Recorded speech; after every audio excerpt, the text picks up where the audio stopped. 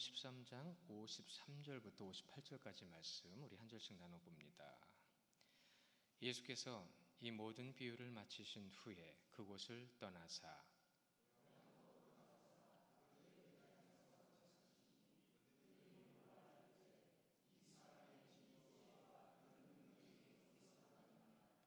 이는 그 목수의 아들이 아니냐. 그 어머니는 마리아, 그 형제들은 야고보, 요셉, 시몬, 유다라 하지 않느냐.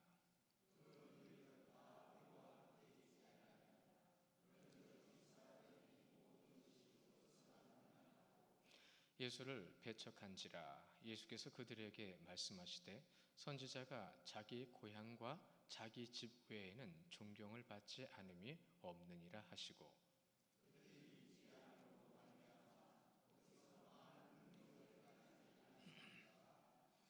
아멘. 그들이 믿지 않음으로 말미암아 거기서 많은 능력을 행하지 아니하시느니라. 제가 이 구절을 많이 묵상하게 되더라고요. 이런 말이 있더라고요.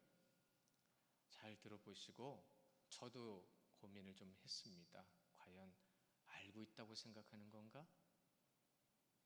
모르는 것을 그냥 묻어두고 넘어가는 건가? 막 고민하게 됐어요. 뭐냐면 성경은 육적으로는 어려운 말씀이나 영적으로는 감동과 감격이 있는 말씀이다. 무슨 얘기인지 아시겠어요? 모르지는 않으실 거예요. 스펄전 목사님은 그런 얘기도 하셨어요. 성경이 정말 어려운 말씀이라면 아이들이 그것을 알아듣지 못할 거다라고요. 이 말에는 굉장히 중요한 의미가 있습니다. 어린아이들은 순수해요. 깨끗해요. 있는 그대로를 받아들입니다. 그러나 때가 묻고 경험이 많고 이런저런 일들 때문에 내가 들어야 될 것을 듣지 못하게 된다는 거죠. 오늘 말씀의 핵심은 아마도 이것일 것입니다. 여러분이 한번 찾아보시면 좋을 것 같아요. 왜냐하면 깨달음은 제 몫이 아니거든요. 깨달음은 내 몫입니다. 그렇죠? 주의 말씀은 내가 받는 겁니다.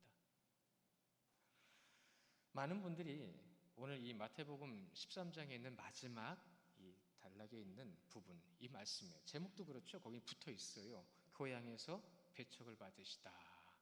그래서 그러다 보니까 이 제목이 이렇게 적혀 있다 보니까 57절에 있는 말씀을 주로 전하시는 분들이 참 많았어요. 근데 제가 이 말씀을 53절부터 58절까지 쭉 보면서 이 자료를 보니까 참 우리가 시각이 좁구나. 성경을 보는 시각이 너무 좁아도 너무 좁구나라는 거죠. 우리는 말씀을 볼 때 그 말씀에 대해서 강의를 하고요. 그 말씀에 대해서 알아가죠. 근데 그 말씀은 왜 주셨을까요? 그 말씀을 주신 목적은 그 앞 전후에 있는 문맥이 함께 가야 그걸 깨달을 수 있습니다. 그리고요, 왜 장으로 나눠져 있을까요? 장으로 나눠진 목적을 우리가 찾을 수 있으면 그것은 이제 성경 보는 눈이 굉장히 깊어진 거예요. 그 정도까지 말씀을 보게 되면 더 이상 하나님의 말씀 앞에 교만할 수가 없어요. 그래도 교만한 것은 사람이지요, 솔직히. 예수님께서 비유를 왜 드셨죠? 비유의 말씀을 하신 이유에 대해서 우리는 오랜 시간 나눴어요. 근데 이 비유가 무슨 비유죠? 천국에 관한 비유입니다. 천국에 관한 비유인데 천국은 온데간데 없고 비유 내용만 가지고 먼지를 내요. 들쑥날쑥해요. 그러니까 핵심을 잃고 얘기를 하니까 무슨 일이 벌어지는 거죠?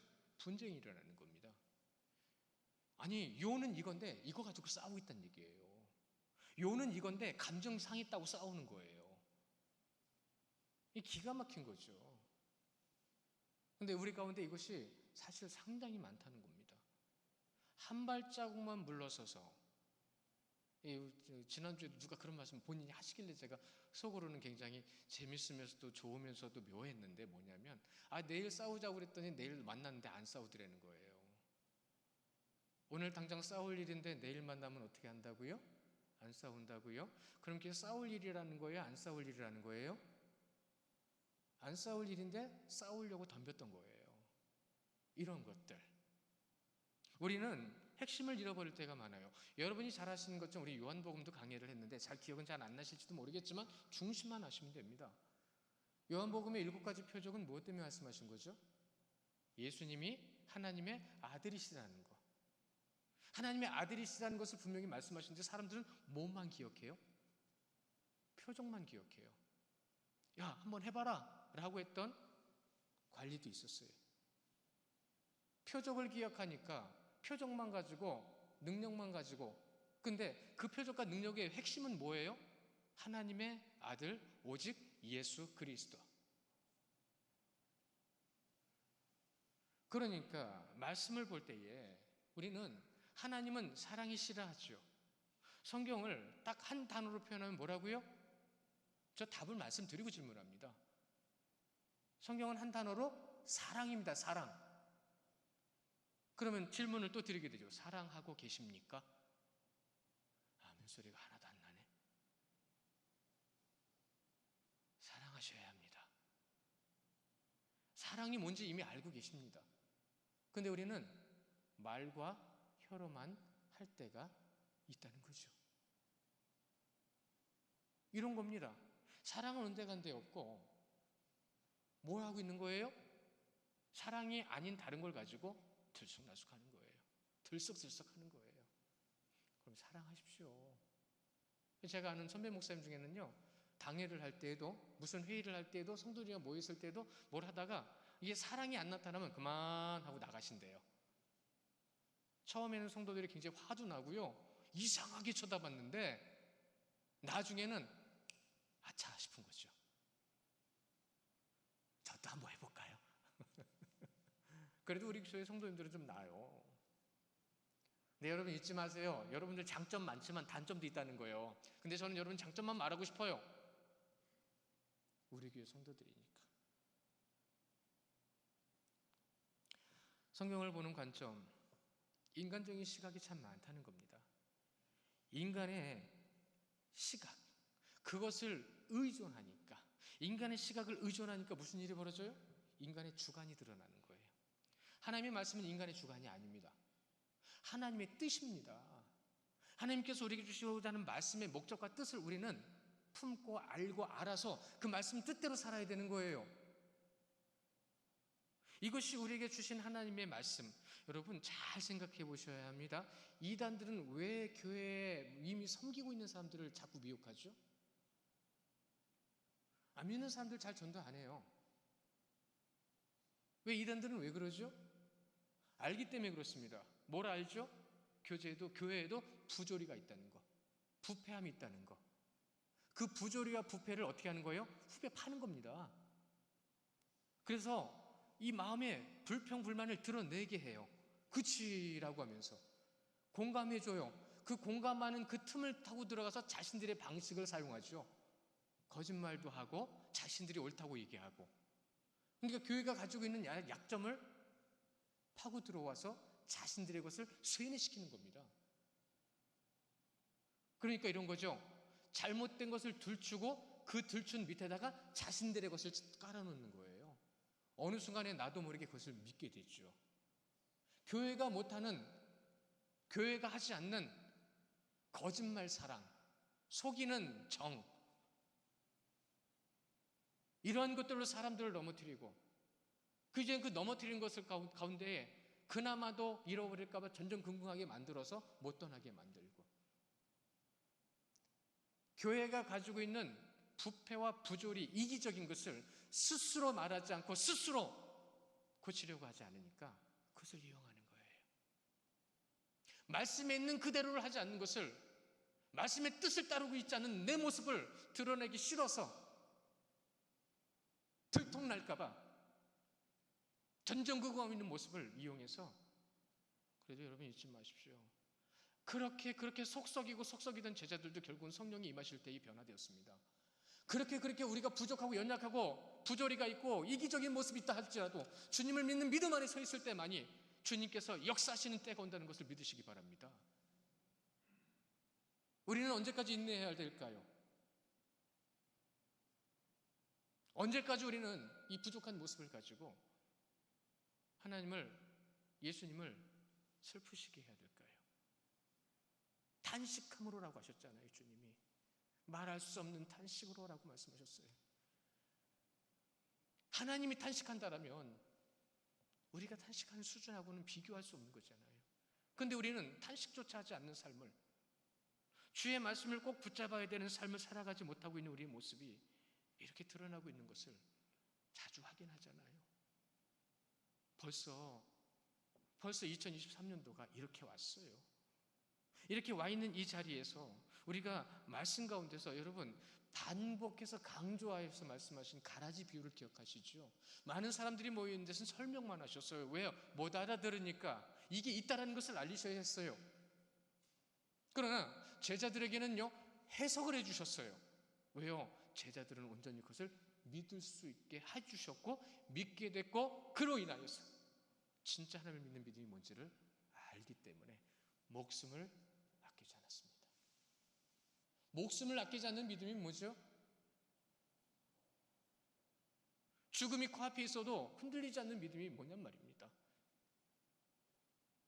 가끔은 저도 모르는 제 소식이 돌더라고요. 가끔은 교회 안에서도 누가 하지 않은 말이 돌 때가 있더라고요. 긴 사역의 시간 가운데 그런 걸 여러 번 경험했어요. 누구 입에서 나오는 걸까요? 그래서 오히려 그걸 해결하려고 갔다가 오해가 생겨가지고 힘들어하는 분들도 많이 봤어요.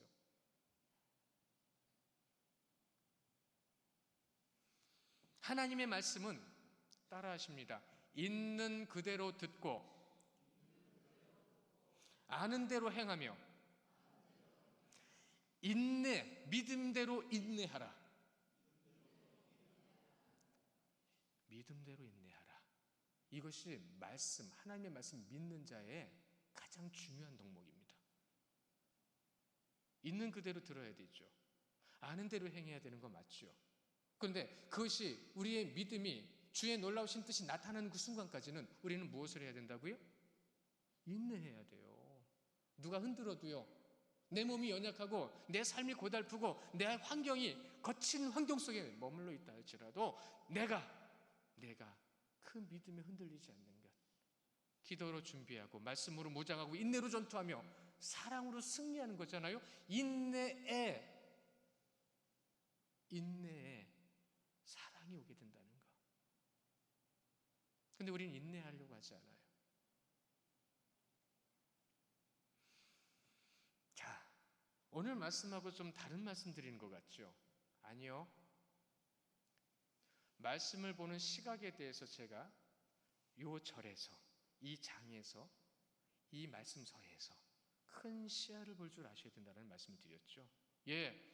오늘 말씀 13장이 끝나면서 비유를 드시는 예수님의 말씀의 의미가 바로 이런 것들이기 때문입니다. 어떤 분들은 고향에서 배척당한다. 그럴 수 있어요. 많이들 그러는 것이 사실이고요. 그런데 그 이면에 담겨져 있는 가장 중요한 의미가 무엇인지를 풀어주시고 있거든요. 그것을 접근하지 못하는 부분들도 참 많이 봤고, 저도 이번에 다시 한번 깊이 더 묵상했습니다. 1절에 뭐라고 되어 있죠? 드디어 예수님께서 비유를 마치셨어요. 그 비유를 마치신 후에 그것을 이제 떠나십니다. 근데 떠나신다면 어딜 가신다는 거죠.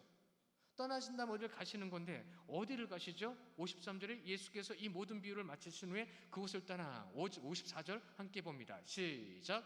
고향으로 돌아가사 그들의 회당에서 가르치시니 그들이 놀라 이르시되 이 사람의 이 지혜와 이런 능력은 어디서 났느냐? 누가 하는 말이에요? 고향에 있는 사람들이 하는 말이에요. 예수님은 고향으로 가셨어요. 예수님이 고향으로 가셨네요. 여러분, 예수님이 어디서 태어나셨죠? 갑자기 이렇게 물어보면 그러시죠. 베들레헴이에요. 빵 군 곳 베들레헴. 그런데 예수님이 자라신 곳은 어디죠? 거긴데? 거기에요. 나사렛. 여러분 기억나시죠? 예전에는요, 저 어렸을 때는 어르신들 기도할 때, 기도 끝날 때 보면 나사렛 예수 그리스도 이름으로 기도합나이다 그랬어요. 끄덕끄덕 하시는 분들 굉장히 많네요. 그렇죠? 옛날에는 그랬는데 왜 지금 그렇게 안 하죠? 문제될 거 없어요. 예수 그리스도 이름이 중요한 거지. 왜 나사렛 예수 그리스도 이름이라는 말을 했냐면 그 당시에는 누구의 아들 어디 지역의 사람이라는 말이 굉장히 중요했습니다. 왜? 똑같은 이름이 정말 많았거든요. 근데 우리는 알잖아요. 그럼 문제될 게 아무것도 없는 거예요. 그러면 우리가 기도할 때에 예수님의 이름으로 기도합니다. 예. 그 예수님께서 지금 어디 가셨다고요? 당신이 어떤 곳, 태어난 곳, 성장한 곳, 성장한 곳을 고향이라고 말씀하세요. 그 고향으로 돌아갔는데 저도 가만히 생각해 보니까 저도 고향 떠나온 지 7년이나 됐고요. 8년을 맞이하고 있습니다. 긴 시간이 지났네요. 만만치 않은 시간이었어요. 그리움도 많았고 예, 그럴 거예요. 근데 저희가 서울에 살면서 안 알고 있었거든요. 서울 시민 중에 진짜 서울 시민이 몇 명인지 아십니까? 제가 국민학교 중학교 다닐 때 서울 시민이 100만이었어요. 얼마 안 됐죠. 근데 1000만까지 올라갔어요. 1200만까지 올라갔었어요. 근데 지금 현재는 이제 1000만 좀 안 된다고 그러는데 그 중에 20%만이 서울 사람이라고 합니다. 얼마 안 되는 거죠. 구미도 그렇더라고요. 여기도 가만 보니까 진짜 구미분 몇 분 안 되시더라고요. 아무래도 공단 때문에 많은 분들이 오셨어요. 그러다 보니까 더 그렇기도 하고, 그러니까 가만 보면은 충청도분, 대전분, 서울분, 경기도분 다 계시더라고요. 여기 대구분도 많고 부산분도 계시고 그렇게 고향을 떠난 이들이 많아요. 예수님도 고향을 떠나셨어요. 고향을 떠나셔서 근데 목적이 있죠. 왜요? 복음을. 주님이 사역이 있기 때문에 가장 영적으로 어두운 곳을 찾아가셨습니다. 지금은 고향으로 돌아오셨습니다. 그리고요, 회당에서 가르치세요. 회당에서 가르치시는데 잘 보세요. 어렸을 때부터 자랐던 고향입니다. 함께한 이들이에요, 다. 예수님이 누군지 알아요. 예수 왔다. 이렇게 말할 수 있는 사람들이에요, 다.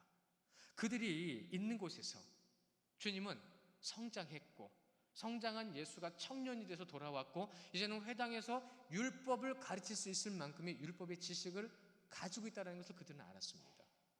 그들은 그것을 알았기 때문에 놀랬죠. 예수가 저렇게 자랐어? 율법을 저렇게 얘기할 줄도 아네? 여러 가지 반응이 있었습니다. 그런데 그 반응 가운데에 여러분 오늘 말씀해 보면 그들이 우리 하반절에 보면 그렇게 돼 있죠. 그들이 놀라 이르되 이 사람의 지혜와 능력이 어디서 났느냐. 놀란 건 놀란 건데 이해가 안 되는 부분, 받아들여지지 않는 부분들이 생기는 거예요. 당시 회당에서 율법을 가르치는 건 아무나 할 수 있는 거 아닙니다. 지난주에 우리 선거하는데 여기 올라오실 때 여기 지나가시는 분들 대부분이 떠시더라고요. 올라와 보시니까 떨리죠. 저는 맨날 떱니다. 겉으로 안 떠는 척 하는 거지. 그렇게 중요한 자리에 주님께서 율법을 전하셨어요. 가르치셨어요. 그렇게 가르치시는 주님을 바라보면서 여러분 우리가요 그들이 예수를 어떻게 알고 있는가, 예수님을 어떻게 알고 있는가를 말씀에서 한번 확인하고 넘어가 볼까요? 누가복음 2장 40절의 말씀에 보면 성경적인 중심으로 이렇게 말씀을 하고 계세요. 함께 볼게요. 누가복음 2장 40절 시작. 아이가 자라며 강하여지고 지혜가 충만하며 하나님의 은혜가 그의 위에 있더라. 아멘. 예수님이 누구신지 분명히 전해주셨죠. 그런데 몇 절 뒤로 가보면 누가복음 2장 52절에는요 그들이 알고 있는 예수가 누군지를 이렇게 표현하고 계세요. 시작. 예수는 지혜와 키가 자라가며 하나님과 사람에게 더욱 사랑스러워 가시더라. 아멘. 예수님이 누군지 알아요. 이 친구가 지혜가 있어. 알고 있었어요. 그러니까 그 지혜는 이해가 되는데 지금 이들의 문제가 되는 게 뭐죠? 지혜롭고 사랑스럽긴 사랑스러운 건 맞는데 지금 뭐가 문제가 돼요? 능력이 문제가 돼요. 이 능력 어디서 난 거야? 그런데 가만히 들어보니까 저 지혜도 놀랍네. 우리가 알고 있었던 지혜보다 저는 대단한 지혜를 지금 우리에게 전해주고 있어. 뭐야 이거? 그러면서 마가복음에서는 이 부분을 어떻게 우리에게 전해주고 있는지 한번 볼까요? 같이 보십니다. 마가복음 6장 2절 시작. 안식일이 되어 회당에서 가르치시니 많은 사람이 듣고 놀라 이르되 이 사람이 어디서 이런 것을 얻었느냐. 이 사람은 받는 지혜와 그 손으로 이루어지는 이런 권능은 어찌 됨이냐. 아멘. 이 말씀이 우리 성도님들에게요, 이렇게 받아들이셨으면 좋겠어요. 주의 말씀은 알겠는데 주의 말씀을 통한 능력은 나에게 나타나고 있는가? 이 능력이라는 말을 하면 또 굉장히 또 어려워지시죠? 가장 가깝게 설명을 드리죠. 여러분, 사랑은 할 수 있어서 하는 게 아니라 해야 되기 때문에 하는 겁니다. 사랑도 능력입니다. 믿음도 능력입니다. 겸손과 섬김과 헌신도 능력입니다. 우리에겐 능력이 있나요? 회당에서 율법을 가르치는 것은 예수님의 지혜를 알리기에, 또한 예수님이 인정받기엔 그렇게 어려운 일은 아니었어요. 그러나 그 손에서 나오는 이런 능력이 어찌 됨이냐라는 것은 인정을 못하고 있는 거예요. 시각을 바꿔서 말씀드립니다. 그들은 능력을 경험해 본 적이 없어요. 그동안 많은 치유의 사건들, 회복의 사건들이 전해졌거든요. 그렇게 치유와 회복의 사건들이 전해진 그 예수가, 소문만 듣던 예수가 돌아왔어요. 고향의 회당에서 그것을 직접 보여주셨단 말입니다.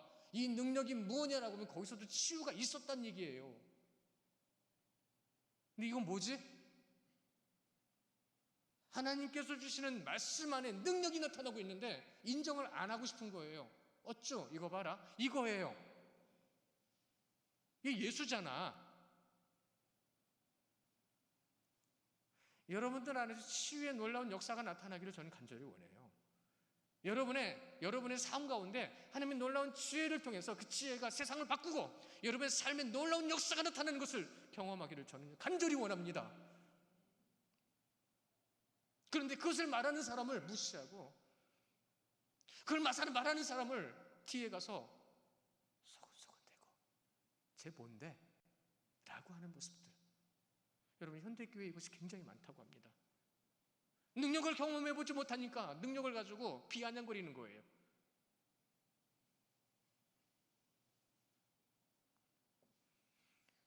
그럼에도 불구하고 회당에 모여있던 그 나사렛 사람들은 자신들이 하고 있는 게 당연한 거였어요. 자신들이 예수에게 너 뭔데? 라고 하는 것이 너무 당연한 거였어요. 감히 예수님께. 잘 보십시오. 그들은 유대인이었습니다. 무슨 말인지 아시겠죠? 그들은 유대인이었어요.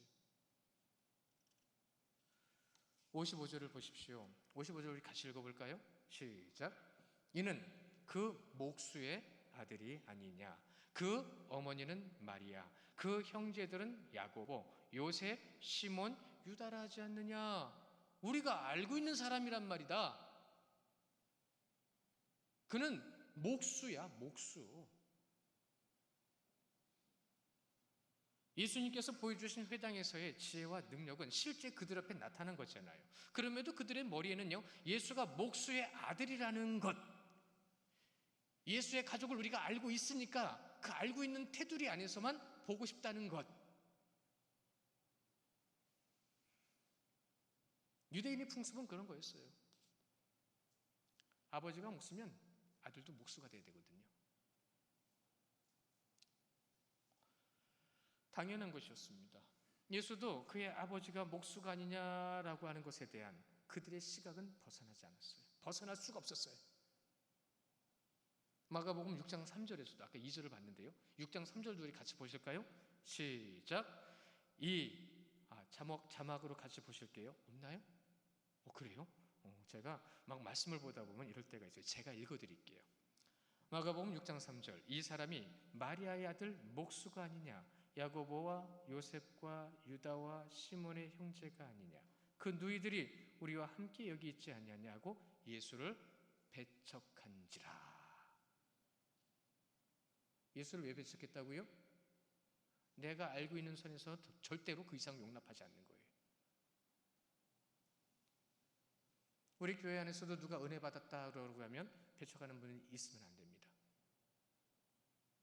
주님을 경험하고 느꼈다라는 것을 말하는 것을 배척하면 안 됩니다. 왠지 아십니까? 그것이 바로 이 비유를 들어서 천국을 말씀하신 주의 말씀 가운데 가장 핵심적인 내용 중에 하나이기 때문입니다. 이 13장이 끝나는 마지막 말에 마지막 절에 그 말씀에 답이 있어요. 우리는 그것을 치달아가고 있습니다. 지금 마가복음에서도 예수는 마리아의 아들 목수, 예수님의 혈육을 말하면서 그 집안 사람을 내가 알고 있는데 이렇게 얘기하고 있는 거죠. 자, 잘 생각해 보십시오. 믿음의 걸림돌은 뭘까요? 우리가 하나님을 믿게 하는 믿음의 가장 심각한 걸림돌 중에 하나가 뭘까요? 그게 바로 기억하십시오. 익숙함입니다. 익숙함이에요. 내가 지금 그동안 살아왔던 것, 내가 그동안 알고 있었던 것, 그 익숙함이 내가 잘 알고 있다는 것 때문에 내 마음과 내 생각과 내 삶을 지배해버리는 거예요. 예수님의 고향 나사렛의 그들은 예수님의 지혜와 능력을 직접 듣고 보았지만 그럼에도 자신들이 알고 있는 목수 집안의 아들인 예수만 보고 있는 거예요. 예전에 내가 알고 있었던 그 집사님만 보고 있는 거예요. 내가 예전에 알고 있었던 그 청년만 보고 있는 거예요. 내가 알고 있는 신앙, 내가 믿고 있는 믿음을 뛰어넘을 수 있어야 한다라는 어느 신학자의 말이 인용되고 있더라고요. 잊지 마십시오. 내가 알고 있는 신앙, 내가 믿고 있는 믿음을 뛰어넘어야 한다라는 말을 그분이 왜 하셨냐면, 우리가 하나님을 얼마나 알고 있죠? 여러분이 하나님의 말씀 몇 절이나 암송하고 계십니까? 그리고 여러분들이 그 말씀을 얼마나 묵상하고 살아가면서 그 묵상하는 삶 속에 하나님이 어떤 분인지를 얼마나 깨달아가 느껴가고 계십니까? 전능하신 아버지 하나님을 우리는 10분의 1도 알지 못하고 천국 갈 겁니다. 이 말에 대해서 아주 날카로운 지적을 한 말이에요. 내가 알고 있는 신앙, 내가 믿고 있는 믿음에서 뛰어넘어야 된다. 그러니까 풀이들이 붙어요. 그럼에도 내가 알고 있는 것이 다 인양, 성장도 없이 변화도 없는 유대인들의 모습이다. 하나님의 메시지를 무시하고 있는 것조차도 깨닫지 못하는 어리석은 모습들을 가지고 있었다. 골로새서 1장 10절 말씀입니다. 우리 같이 보실게요. 시작. 주께 합당하게 행하여 범사에 기쁘시게 하고 모든 선한 일에 열매를 맺게 하시며 하나님을 아는 것에 자라게 하시고. 아멘. 여기 중요한 말씀, 뭐 다 중요하죠. 근데 우리가 오늘 여기서 딱 집중해 봐야 될 말씀이 딱 두 대목이 나오죠. 뭐죠? 선한 일. 선한 일에 열매를 맺는 것과 하나님을 아는 것에 자라나게라고 되어 있어요. 진행형이죠. 자라나지 못하면 그것이 아집이 됩니다. 고집보다 한 단계 위가 아집이죠. 그 아집이라는 것이 다른 성도들에게 어떤 영향력을 끼치는지에 대해서는 관심 없어요. 내가 알고 있는 게 중요하니까. 나사렛에 있는 그들, 유대인들이 지금 그런 눈으로 예수님을 보고 있다는 겁니다. 성령의 열매, 우리는 알고 있습니다. 선한 열매죠. 선한 열매를 맺는 것과 예수님을 알아가는 것에 자라가는 건 항상 같이 다닙니다. 이것이 먼저일 수 있고 이것이 먼저일 수 있기 때문이죠. 같이 다 나타나게 돼요. 그러면 그 선한 열매는 성령의 9가지 열매로 우리가 대표적으로 들 수 있습니다. 9가지 열매가 뭐죠? 사랑과 희락과 화평과 오래 참음과 자비와 양성과 충성과 온유와 절제라고 있습니다. 이것이 여러분 가운데 나타나고 있습니까? 여러분이 그리스도를 믿고 하나님을 믿는 자라고 한다면 이것이 진짜로 내가 내 자신을 내려놓고 나의 인내 모든 것을 다 동원해서 오직 예수 그리스도만을 전하는 가운데에 계시냔 말이에요. 디모데후서 2장 21절입니다. 우리 함께 볼게요. 시작. 그러므로 누구든지 이런 것에서 자기를 깨끗하게 하면 귀히 쓰는 그릇이 되어 거룩하고 주인의 쓰임에 합당하며 모든 선한 일에 준비함이 되리라. 아멘. 준비된 자를 쓰신다고 하셨습니다. 준비된 자는 자질과 재능과 능력을 키우는 게 아니라 자질과 재능과 능력을 선하게 쓸 수 있는 걸 얘기하는 겁니다. 그런데 자기 자질만, 자기 재능만, 자기 지식만 자랑하는 사람들이 많죠. 저도 그럴 때가 있더라고요. 성령의 열매가 나타나는 삶, 그것이 선한 일입니다. 선한 일의 결과는 뭐죠? 구원입니다. 이제 진짜 중요한 부분으로 접어들기 시작하는데요. 나사렛에서 살고 있는 그들도 결국에는 성경이 말씀하시는 유대인들이었다라는 거, 율법주의에 빠져서 자신들의 지식과 경험만이 다인 줄 알고 보여지는 어리석은 모습. 그래서 눈앞에서 전해지고 보여지는 것조차도 들리지 않고 보이지 않는 미련한 자들의 모습. 아까 말씀드린 부분이에요. 그렇죠? 구약에서 비슷하게 이 말 한 사람 있는 거 혹시 기억나세요? 저 이런 것들이 있으면 성도님들이 막 기억나셨으면 좋겠어요. 누가 그랬을까요? 구약에서. 저는 딱 떠오르는 사람이 딱 한 명 있더라고요. 다른 사람도 있긴 하지만 대표적으로 이 사람 누구예요? 사울왕입니다. 다윗이요. 골리앗과 싸러 나갈 때 갑옷도 입혀줬어요. 악신을 떠나보기 위해서 노래도 찬양도 불러줬어요. 근데 골리앗이요, 만군의 여호와의 이름으로, 여호와 이름을 막론뛸 그는 저자를 내가 가만히 놔두지 않겠습니다. 그 애가요, 그 애가 웃었어요. 근데 나가서 진짜 골리앗을 무찌르고 왔습니다. 그리고 와서 왕 앞에 서 있을 때 사울이 뭐라고 그랬죠? 기억나십니까? 너는 누구냐?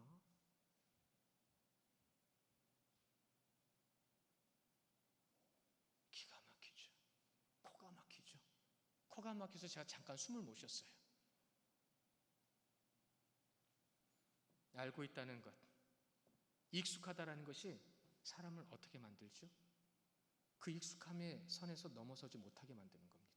넘어서는 것을 용납하지 않는 것입니다. 단박에 죄가 나오죠. 시기, 질투. 하나님의 말씀인데 인정하지 못합니다. 자신들의 모습을 돌아보지 못하고 있어요. 우리 54절 같이 읽어볼까요? 54절 하고요. 56절 하고요. 끝부분을 보세요. 똑같은 말이 기록되어 있습니다. 뭐라고요? 이것이 어디서 났느냐? 이것이 어디 났느냐는 거는 뭐냐면 너 어디서 받았어? 이게 아니라 너 뭔데? 이겁니다. 네가 뭔데? 2번이나 반복하는 거예요. 네가 뭔데 이런 능력을 해? 능력 자체를 눈으로 보고도 인정하지 않는 거예요. 그러니까 능력을 경험할 수 없지요. 자기 삶에서. 교회 안에서도 이런 일들이 많다고 합니다. 같은 모습들이 있어요. 오랜 신앙생활에서 자신도 모르게 인간적인 고집을 갖게 되고 시련과 풍파 속에서 거칠어진 모습 때문에 마태복음의 말씀이 뭐죠? 마태복음은 유대인들 향한 말씀이지만 유대인들은 누구에게도 있다고요? 현대교회에도 있다라는 말씀으로 시작을 했습니다. 현대교회에도 이런 모습이 있다라고요. 우리는 구약과 신약의 말씀을 듣고 보고 알고 믿고 있습니다. 그 듣고 보고 믿고 알고 있는데 우리는 그것을 믿음을 보여드려야 되는데 예수님의 십자가 앞에서 그것을 행하지 않는다라는 것은 예수님을 다시 십자가에 못 박는 것과 같다라고 주석은 기록하고 있습니다. 우리는 지금도 주님을 십자가에 못 박고 있어요. 내가 뭐 하는지도 모르고 나사렛 예수라고 얘기하지만 나사렛에 돌아가서 그곳에 있는 사람들에게 가지고 있는 그 심각한 문제점들을 우리는 확인하고 있는데 그 문제점들이 어디예요? 우리에게도 있다는 거죠. 이제는 진짜 접근을 합니다. 우리 12장으로 잠깐 가보실게요. 12장에 47절 말씀 같이 읽어볼게요. 자, 12장 마태복음 12장 47절 함께 봅니다. 시작. 한 사람이 예수께 여짜오되 보소서 당신의 어머니와 동생들이 당신께 말하려고 밖에 서 있나이다 하니. 갑자기 이 말씀을 왜 드려요? 예수님의 가족이 찾아왔어요. 왜 찾아왔어요? 소문 때문에 찾아왔어요. 무슨 소문 때문에 찾아왔어요? 여러분, 그때도 가짜뉴스가 많았거든요. 지금도 많은 것처럼 거짓된 소식과 이상한 거짓된 소문들이 그때도 많았거든요. 뭐라고요? 예수님이 바리새인과 서기관과 종교 지도자들을 대적하고 있다. 싸우고 있다. 그래서 가족이 찾아간 겁니다. 왜요? 말리고 데리고 오려고. 여러분, 진리 앞에서 눈과 귀를 가리는 자들, 대적하는 자들을 볼 줄 아셔야 됩니다. 참으로 이상하죠? 뭐 세상 관리들 유명인이 되면 동네에 난리가 나는데, 왜 구약이나 신약이나 현대에 보면 목회자들, 선지자들, 예수님의 제자들을 보면 왜 그렇게 자꾸들 물러서고 경계하고 불편해하고, 그러면서 무슨 일이 벌어지죠? 겉으로는 따르는 척하면서 뒤에서는 방해하고, 그리고 대적하고, 그리고 거짓 소문까지 내고. 이것이 예수님께서 천국에 관한 비유를 통해서 택한 이들에게 주시는 깨달음이라는 것을 지금부터 여러분 잘 생각하셔야 됩니다. 땅에 속한 자와 하늘에 속한 자, 육에 속한 자와 영에 속한 자가 누군지를 분별하라는 것입니다. 오늘 핵심이 나온 거예요. 비유의 결정적인 핵심. 그래서 우리가 이렇게 말씀을 볼 수 있어요. 좀 전에 47절 보셨죠?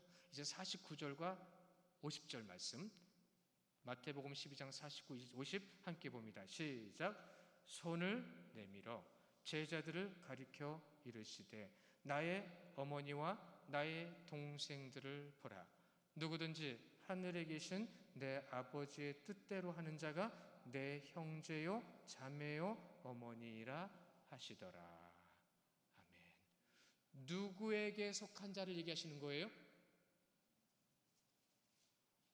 가족들이 찾아왔지만 제자들이, 이제는 끝나고 가족을 찾아갔지만 하나님의 말씀대로 누구에게 속한 자, 주님이 이걸 말씀해 주셨던 거예요. 그러니까 천국에 들어가게 될 이들이 누구인지를 말씀하시기 위해서 이 천국의 비유를 시작할 때에도 가족이 찾아왔고, 천국의 비유가 끝난 다음에도 가족을 찾아가신 겁니다. 혈육, 천국의 백성. 이것이 바로 7가지 천국 비유에 대한 핵심이었던 거예요. 이 핵심은 온데간데 없이 고향에 가면 인정 못 받는다? 예, 그건 맞는 말이지만 거기서 끝나면 안 되죠. 그럼 무엇을 의미하는 거예요, 그거는? 주님은 분명히 구원받을 자가 누군지, 구원받지 못할 자가 누군지를 분별할 수 있는 영적인 사람이 되라고 말씀하신 겁니다. 그래서 여러분, 이 마음에 옥토 같은 이 마음을 갈아엎고 돌멩이를 걷어내고 쓴뿌리, 가시뿌리를 뽑아내고, 그래서 주님께서 우리에게 주신 귀한 알곡을 심을 때에 가라지까지도 나오면서 우리를 방해하고 힘들게 하면서 나중에는 알곡은 창고에, 그리고 가라지는 풀무불에 던진다는 말씀을 하시면서 뭐라고 하신 거예요? 우리에게 정말로 값지고 귀한 보화가 무엇인지를, 그 값지고 귀한 보화 앞에서 너희들은 어떻게 해야 되는지를 말씀해 주신 겁니다. 그 귀한 보화 앞에서 어떤 모습을 보이는 자가 어떤 자인지를, 영에 속한 자, 하늘에 속한 자, 이것을 말씀해 주시려고 했습니다. 사랑하는 성도 여러분, 우리에게 주신 지식과 양심, 있는 그대로 분별할 수 있어야 합니다. 그리고 따를 수 있어야 합니다. 천국 백성이 모인 곳에 지금 어떤 일을 하고 계십니까? 천국 백성이 모인 이곳에서 무엇을 해야 합니까? 우리 경상도 좋은 말 있죠? 무엇이 중요한디? 발음 비슷한가요? 무엇이 중요한디? 솔직히 지금까지 예배자의 모습으로 그렇게 하지 못했던 부분들이 있었다면, 알고 있어서 알고 있는 대로가 아니라, 익숙해져서 익숙한 대로 편한 대로 하려고 하는 게 아니라, 이제는 이전 것은 다 지나갔습니다. 하나님의 지혜와 능력을 경험하시기를, 또한 그런 것을 전하는 분들이 되시기를 간절히 원해요. 58절 말씀 같이 보겠습니다. 이것이 비유의, 천국 비유의 결정적인 결과예요. 같이 봅니다. 시작. 그들이 믿지 않음으로 말미암아 거기서 많은 능력을 행하지 아니하시니라. 여러분의 삶의 주의 능력이 나타나시기를 축원합니다. 여러분의 삶에 살아계신 하나님의 능력이 나타나서 세상에 살아계신 하나님을 증명하는 삶이 되시기를 간절히 원합니다. 그들은 믿음이 없었기에, 인정하지 않았기에 주님은 떠나셨어요. 주님은 떠나셨다고요. 우리 끝으로 올해의 요절 암송하고 마치겠습니다. 요한복음 15장 7절이죠. 너희가 내 안에 거하고, 시작. 너희가 내 안에 거하고 내 말이 너희 안에 거하면 무엇이든지 원하는 대로 구하라. 그리하면 이루리라. 아멘. 우리 함께 기도하시겠습니다.